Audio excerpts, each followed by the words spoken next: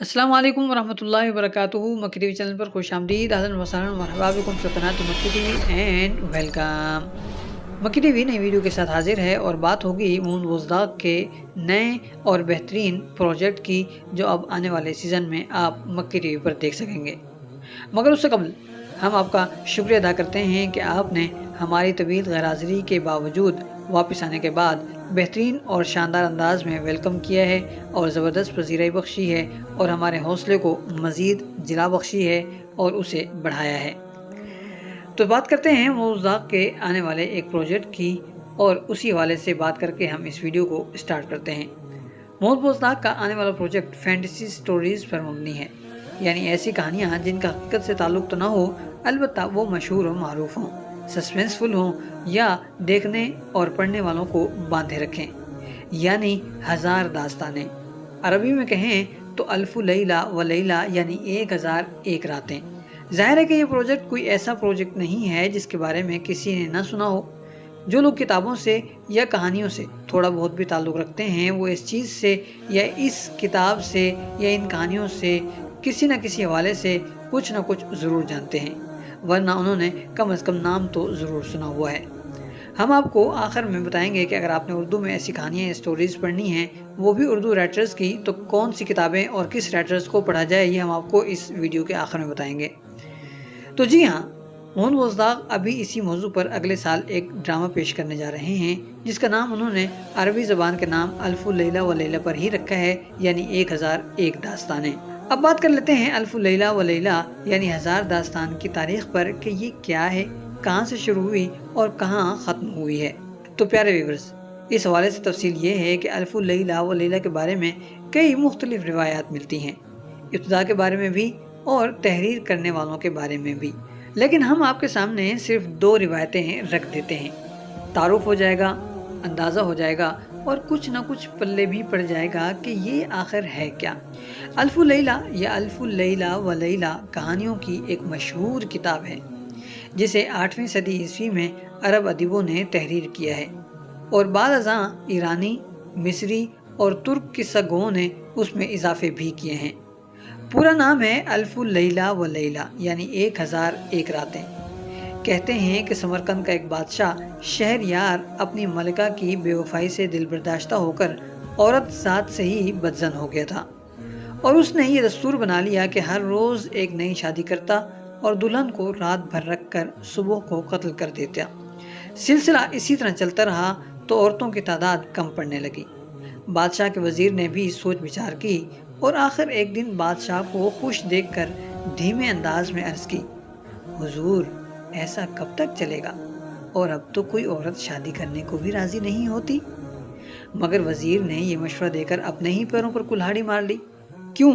इसलिए कि बादशाह ने उससे कहा, अब चूंकि तुमने जुबान खोली ही है तो तुम्हें इसका बंदोबस्त भी करना होगा, वरना तुम्हें ही कत्ल कर दिया जाएगा। वजीर ये सुनकर परेशान हो गया। वजीर की एक बेटी भी थी, शहरजाद। उसने बाप को परेशान देखा, सूरत हाल या माजरा जानने के बारे में इसरार किया तो सारा कुछ सुनकर उसने भी अपना एक फ़ैसला सुना दिया। फ़ैसला क्या था कि वज़ीर की लड़की शहरजाद ने अपनी सिनफ को इस अजाब से निजात दिलाने का तहैया कर लिया और बाप को बमुश्किल राज़ी करके बादशाह से शादी कर ली। बादशाह शहरयार किस्सों कहानियों का बहुत शौकीन था। उसने रात के वक्त बादशाह को एक कहानी सुनानी शुरू की। रात ख़त्म हो गई मगर कहानी ख़त्म ना हुई और कहानी इतनी दिलचस्प थी कि बादशाह ने बाकी हिस्सा सुनने की खातिर वज़ीर ज़ादी का कत्ल मुलतवी कर दिया। दूसरी रात उसने वो कहानी ख़त्म करके एक और नई कहानी शुरू कर दी। जब कहानी क्लाइमैक्स पे पहुंचती तो वो उसे कल के लिए मुलतवी कर देती। इस तरह 1001 रात तक कहानी सुनाती रही। इस मुद्दत में उसके 2 बच्चे भी हो गए और बादशाह की बदजनी भी ख़त्म हो गई। ये तो एक रिवायत थी। अल्फ़ु लैला व लैला के बारे में दूसरी रिवायत मोहम्मद बिन इसहाक़ के हवाले से है। मोहम्मद बिन इसहाक़ ने अपनी मशहूर और मारूफ किताब अल-फ़हरिस्त में कहानियों की एक किताब 1000 अफ़साने का जिक्र किया है, जो बगदाद में लिखी गई थी और इसकी एक कहानी भी दर्ज की है जो अल्फ़ु लैला की पहली कहानी है।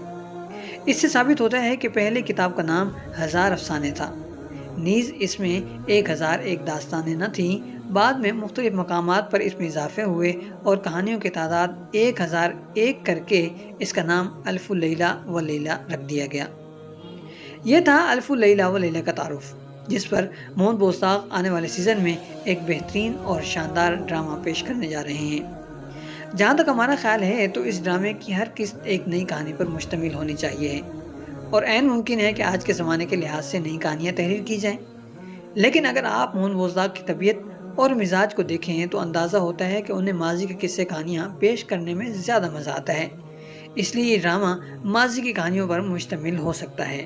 لیکن جو بھی ہو، مزہ بہت آنے والا ہے، کیونکہ محمد بوسداغ کا کانٹینٹ صاف ستھرا اور خوبصورت ہوتا ہے اور دیکھنے میں بھی لطف آتا ہے۔ اس کے علاوہ زندگی کے حوالے سے جو سبق ملتے ہیں ان کے تو کیا ہی کہنے۔